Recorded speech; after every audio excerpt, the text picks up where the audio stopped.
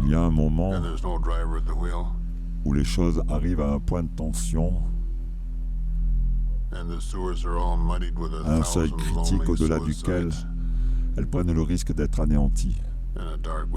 Et ces choses, que je me garderai pour l'instant de nommer, décident d'accrocher un élément, n'importe lequel, pour tenter d'échapper ou de se préserver de cette situation inextricable.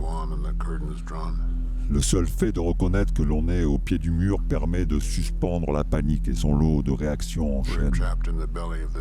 C'est de cet endroit que je vous parle. Vous qui êtes là, en face de moi, à attendre quelque chose de moi qui ne viendra pas. Car je ne suis pas vraiment là. Ou plus exactement, j'ai déjà quitté cette chose pour laquelle vous êtes venu me voir. Je vois bien que les mots sont inappropriés, qu'ils cherchent l'embrouille, qu'ils ne peuvent plus s'adresser à cette entité, ce public tant choyé, avec lequel ils n'ont cessé de chercher une complicité, un tête-à-tête, qui aujourd'hui n'existe plus. Qui n'existe plus en tant que tel, je veux dire. Ou seulement de manière fragmentaire, morcelée, éparpillée comme les éclats d'un pare-brise après un choc brutal.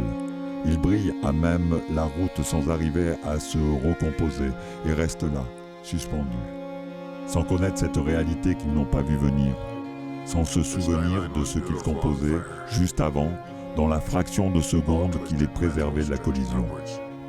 Aujourd'hui, simple éclat de verre, je ne cherche plus à recomposer quoi que ce soit de cette situation antérieure.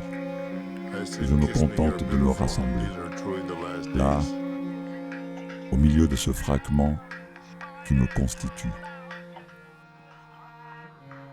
You grabbed my hand and we fell into it, like a daydream or a fever.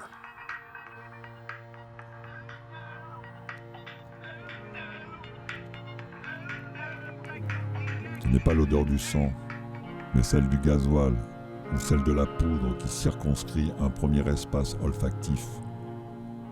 Cette odeur se mélange aussitôt à celle du goudron chaud de cette fin d'après-midi. La flaque, elle se répand lentement, à la vitesse de la coagulation qui cherche à ralentir l'hémorragie. Le rouge incandescent n'est plus qu'une masse brune, et le chant des oiseaux répond à l'appel de la nuit et à cette brise infime qui anime la cime des arbres. Cela ne parvient pas à faire rapport. Nous sommes au milieu de quelque chose d'accidentel qui ne veut plus se composer, mais qui cherche à s'évaporer comme un flux d'atomes libres et invisibles. Qui penserait pouvoir s'adresser à un champ de particules élémentaires en suspension ?